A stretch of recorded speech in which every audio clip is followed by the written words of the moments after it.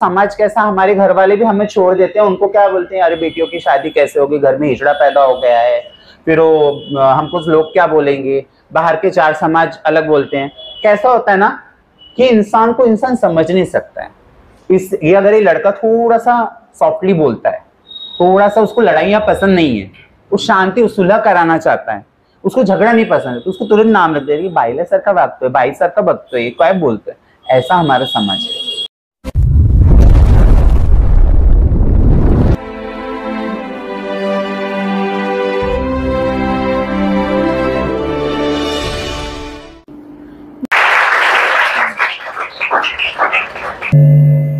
तो मैं दुर्गा को, काली को आप में देखने की यहाँ पर आशा रखता हूं। तो एक बार यहाँ पे जितने भी वीर पुरुष बैठे हैं, मैं उनसे दरख्वास्त करता हूं कि अपनी इस दुर्गा, काली और माँ अंबा के लिए जो हमारे साथ में बैठी, उनके लिए जोरदार तालियां होनी चाहिए।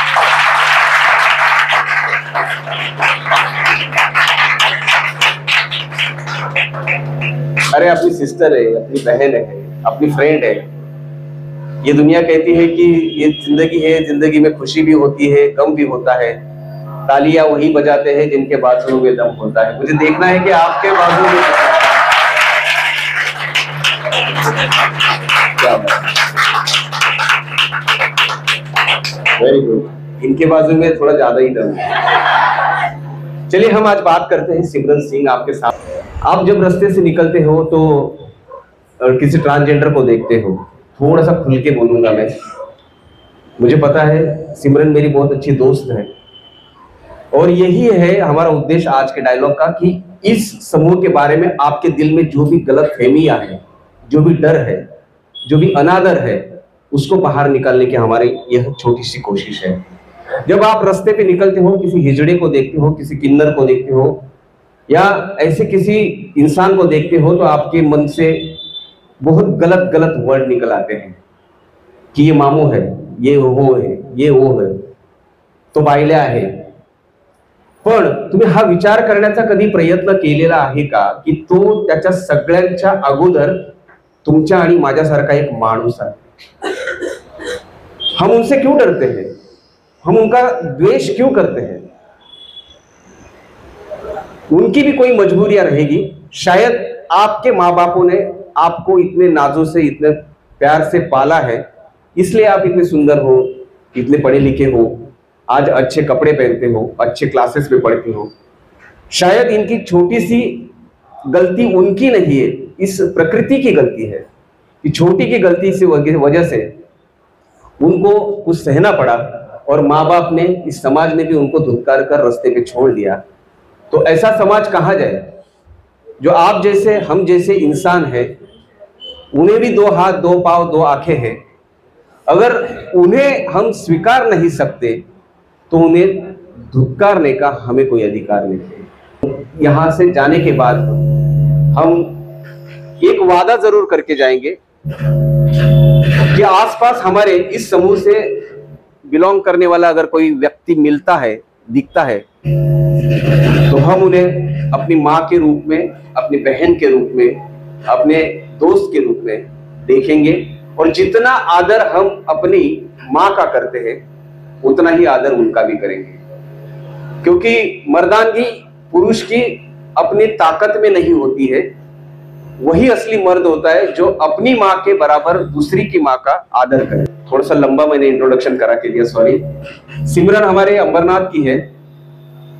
सिमरन इतनी अच्छी चित्रकार है, आज थोड़ा मिसकम्युनिकेशन हुआ है, शायद आप उसके चित्र देखते, फिर भी आप उसको फॉलो कर सकते हैं, उसका इंस्टा देख सकते हैं, उसकी यूट्यूब चैनल देख सकते हो, गूगल पे अगर सर्च करोगे तो उसके इंटरव्यूज देख सकते हो। इतनी अच्छी चित्रकार है कि उसके चित्र जो है आज बड़े बड़े जितने भी म्यूजियम्स है वहां पर उसके प्रदर्शनी लगती है। नेशनल, इंटरनेशनल लेवल के प्रदर्शन में उसके चित्र जाते हैं, और ग्रीनिच बुक ऑफ रिकॉर्ड में उसका नाम दर्ज है।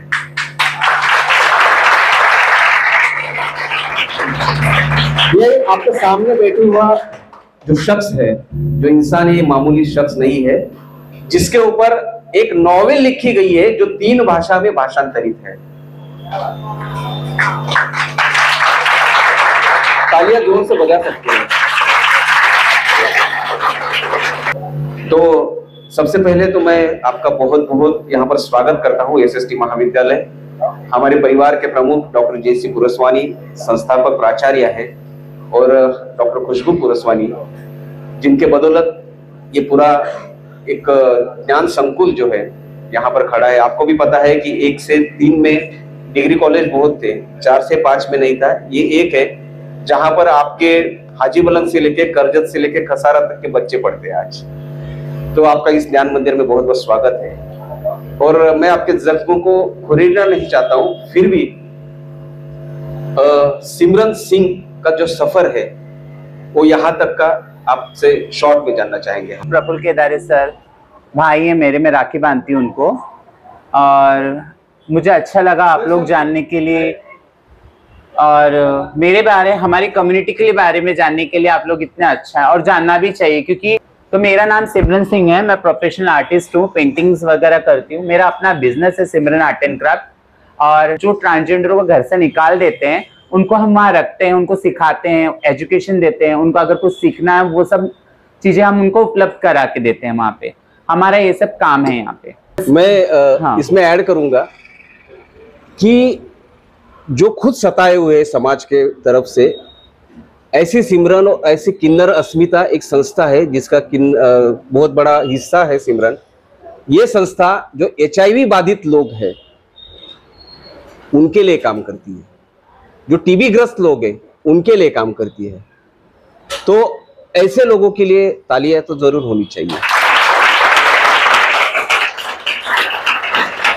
आप लोगों ने LGBT नाम सुना होगा? LGBT कितने लोगों ने सुना है? मैं ट्रांसजेंडर, जैसे आप सर ने बोला कि आप लोग को घर से प्यार मिलता है, ये घर वाले आपका हट है जो भी पूरा के देते हैं, है ना। आप अगर जिद करो कि आपको ये चाहिए तो आप करके दे, पर हमारे मामले में थोड़ा अलग होता है क्योंकि अब थोड़ा जमाना बदल रहा है। फिर भी इंडिया में बहुत ही कम होता है कि परिवार वाले ट्रांसजेंडर बच्चों को एक्सेप्ट करते हैं। 2% ऐसे होंगे जो एक्सेप्ट करते हैं, बाकी उनको घर से 12-13 साल की उम्र के बाद उनको निकलना ही पड़ता है। तो अगर एक बच्चा, अगर आपको अभी अगर आपको बोलेंगे आपके मम्मी पापा नहीं, आप हमारी बात नहीं मान रहे, आपको घर से निकलना, तो आप कहाँ जाओगे? कोई बताएगा कहाँ जाओगे? कोई नहीं बता सकता। ना आपके रिश्तेदार आपको पास में ले सकते हैं, ना दोस्त भी नहीं रख सकते हैं। तो एक ट्रांसजेंडर की लाइफ में ये भी डिफिकल्टी होती है। LGBT समूह जो है,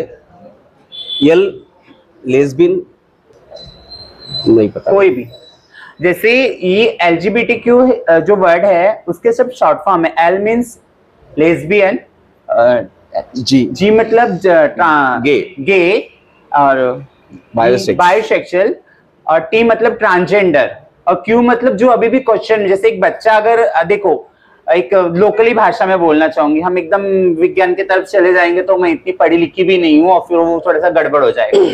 तो जब भी कोई बच्चा पैदा होता है तो हम डायरेक्ट क्या बोलते हैं, घर वाले क्या बोलते हैं, नर्स क्या बोलती है, क्या बोलती है, मूवी में दिखता है, मुबारक आपको लड़का हुआ है, मुबारक हो आपको लड़की हुई है। इसके बाद में बोलता है कि वो आपको ट्रांसजेंडर बच्चा हुआ या किन्नर बच्चा हुआ, वो तो बाद में पता चलता है। हाँ, ये पता ही नहीं चलता है पैदा होने के बाद। ये पता कब चलता है? जब वो बच्चा बड़ा होता है, धीरे धीरे, जैसे आप लोग की चॉइस बदलती है ना उम्र के हिसाब से। पहले आपको छोटी गाड़ियां पसंद होती है, फिर बच्चे बड़े हो जाएंगे तो उनको बड़ी बाइक पसंद होती है। तो एक बच्चा जब मैच्योर होता है 12, 13, 14 साल का, हार्मोन्स चेंजेस होने लगता, तब पता चलता है कि वो ट्रांसजेंडर है। लेकिन मैं ये पूछना चाहता हूँ, घर में अगर कोई बेटा दारू पीता है, गांजा पीता है, ड्रग्स पीता है, तो उसको हकालते नहीं है, लेकिन आप जैसे प्रकृति के जो मारे हुए उनको क्यों निकाला जाता है घर से? पहले तो जैसे आपने बोला ना कि माँ बाप की भी गलती नहीं, किसी की भी गलती। हमारे समाज कैसा है ना, इस सिकुड़ा हुआ दायरा है। अभी स्कूल के बच्चे हैं, मैं पहले नर्वस थी इनको कैसे बोल्ड बातें बताऊं या कैसे बात करूं, क्योंकि हमारे समाज में, जो भारतीय समाज, उसमें एक दायरा बंधा हुआ है कि लड़कियां यही बातें करेंगी, लड़के वही बातें करेंगे। आपको सिर्फ इतना ही जानना है, उसके आगे। जैसे लड़कियों के जो पीरियड्स के बारे में भी पहले कोई खुल के बात नहीं करता था। मैंने अभी वहां हमारी बात हो रही थी वहां पे कि बात नहीं करता था, बोलते छू नहीं सकते, उनको टच नहीं कर सकते, उनको ये नहीं करना, उनके हाथ का पकाया खाना नहीं खाना, उनको भगवान को उनकी छाया नहीं पड़नी चाहिए। बट आप यही कामाख्या में जाओ, असम में, वो देवी का मेला लगता है जब वो रजस्वला होती है, लोग प्रसाद लेने आते हैं। तो ये दोहरा मापदंड है एक तरह से, बट हमको ये चीजें समझनी पड़ेगी कि ऐसा क्यों होता है। जैसे ट्रांसजेंडरों के बारे में भी लोगों को जैसे बोले प्रकृति की मारनी है, क्योंकि पहले आप देखो, मैं एक एग्जांपल देती हूँ। जैसे एक असुर ने बहुत तपस्या की और उसने वरदान मांगा कि मुझे शिव और विष्णु का ही बेटा मार सके, तब शिव विष्णु का बेटा होगा नहीं। तो वो कैसे, अय्यप्पा स्वामी जिसके बारे में हम बात करते हैं, हम ग्रंथों में जाएंगे तो अलग अलग उदाहरण से एग्जाम्पल दिया है कि हम ट्रांसजेंडर बोलते हैं कि प्रकृति पर, हाँ हमारे साथ होता है, पर अन्याय करने वाला प्रकृति नहीं है। प्रकृति तो हमको सब कुछ समान रूप से देता है, बट घर वाले जो होते हैं, आप लोग जो होते हैं, वो समझ सके हमको। तो प्रकृति का मैं ये नहीं बोलूंगी, बट ऐसा होता है कि लोगों को लगता है ये बुरा है, क्योंकि समाज कैसा, हमारे घर वाले भी हमें छोड़ देते हैं। उनको क्या बोलते हैं, अरे बेटियों की शादी कैसे होगी, घर में हिजड़ा पैदा हो गया है, फिर वो हमको लोग क्या बोलेंगे, बाहर के चार समाज अलग बोलते हैं। कैसा होता है ना कि इंसान को इंसान समझ नहीं सकता है। ये अगर ये लड़का थोड़ा सा सॉफ्टली बोलता है, थोड़ा सा उसको लड़ाइयाँ पसंद नहीं है, वो शांति सुलह कराना चाहता है, उसको झगड़ा नहीं पसंद है, तो उसको तुरंत नाम रख देगा, बाईला सर का भक्त है, बाई सर का भक्त है, क्या बोलते हैं ऐसा। कि राम जब वनवास निकले थे 14 साल के लिए, तो पूरी अयोध्या उन्हें विदा करने के लिए अयोध्या की सीमा पर आई थी। आणि तिथे गेल्यानंतर राम म्हणाले होते आपल्या अयोध्यावासियांना की नर आणि नारी तुम्ही आता जा माघारी। तिथे नर आणि नारी माघारी गेले, पण एक समाज होता जो नरही नव्हता आणि नारीही नव्हता, तो तिथे उभा होता। तो आजही समाजाच्या त्याच वेशीवर आहे आणि त्याच समाजाचं प्रतिनिधित्व आज आपली सिमरन करते। पण आता वेळ आलेली आहे की त्यांना समाजाने स्वीकारलंय, शिक्षण त्यांच्यापर्यंत येऊ लागलेलं आहे। शबनम मावशीसारखी एक आमदार त्यांची झालेली आहे, डॉक्टर योगा नांबियार सारखी या देशाची पहिली मानसोपचार तज्ञ जन्माला आलेली आहे। त्यांच्यामध्ये आपल्यामध्ये काहीच फरक नाहीये। जे शिक्षण तुम्हाला घेण्याचा अधिकार आहे त्यांनाही आहे, फक्त समाजाने इतकी वर्ष त्यांच्यापर्यंत ते येऊ दिलं नाही, म्हणून त्यांना फक्त आशीर्वाद देणं, भीक मागणं, सेक्स वर्क करणं इतपर्यंतच मर्यादित ठेवलं होतं। पण आता हा समाज शिकू लागलेला आहे। मैं ये पूछना चाहता हूं कि आपके समाज के आज भी कौन से ऐसे सवाल है जो सुलह नहीं हो पाए?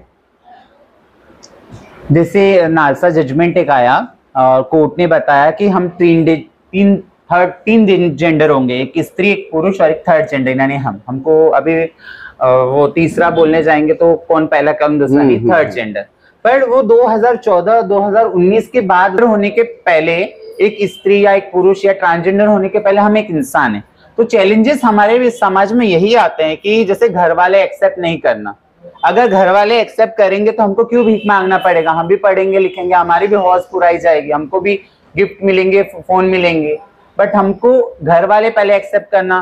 फिर शिक्षा के लिए जैसे हम स्कूल में बोलते हैं, अभी बच्चे सुन रहे ध्यान से, पर होता है, रैगिंग होता है ट्रांसजेंडर बच्चों को। मेरे साथ भी खुद हुआ है कि लोगों ने यूरिन से हाथ धुलाया या फिर वो बैठने के लिए जगह नहीं हुई, मेरा एक्सपीरियंस है। चलो वो टाइम दूसरा था, पर अभी थोड़े से लोग डेवलप हो रहे हैं, अभी बच्चे देख रहे हैं, यूट्यूब देख रहे हैं, लोग नॉलेज ले रहे हैं, जान रहे हैं। पर ये होता है ट्रांसजेंडर बच्चों के साथ, यहाँ चिढ़ाया जाता है, सेक्सुअल हैरेसमेंट होती है, बहुत चीजें, पर ये शुरुआत घर से होती है। तो चैलेंजेस ये है कि जो माँ बाप है वो अपने बच्चों को, जो ट्रांसजेंडर बच्चे उनको अपनाएं, उनकी क्वालिटी देखें। अभी माँ बाप से बात होती है? मेरी मम्मी से बात होती है, क्योंकि मम्मी को बच्चा कैसा भी चलता है तो सिर्फ बात होती है, पर वो भी बहुत मुश्किल से होती है। बहुत मुश्किल से कैसा है कि मेरा बोलने का मतलब है कि मैं जो हूँ, मेरे भाई शायद नहीं मानते होंगे, लेकिन मैं उनको इतना पता, मैं सिमरन के लिए जीती हूँ, मैं अपने आप के लिए जीती हूँ, मैं अपने आप को प्रेजेंट करती हूँ, अपने ताकत से अपने आप को रखती हूँ, मेरे कम्युनिटी के लिए एक मैसेज छोड़ना चाहती हूँ और ये दिखाना चाहती हूँ कि ट्रांसजेंडर भी कुछ कर सकते हैं। आज मैं आर्टिस्ट हूँ, मेरे पास अपना ब्रांड है सोप का, या मैं कुछ अच्छा अर्निंग भी कर ले रही हूँ, तभी भी मुझे भीख मांगना पड़ता है, तो इसमें मेरी गलती है नहीं। जहां तक बोलोगे, अगर मैं किसी लोगों की थिंकिंग बन चुकी, वो आशीर्वाद ही लेना जानते हैं, वो बाकी चीजें नहीं।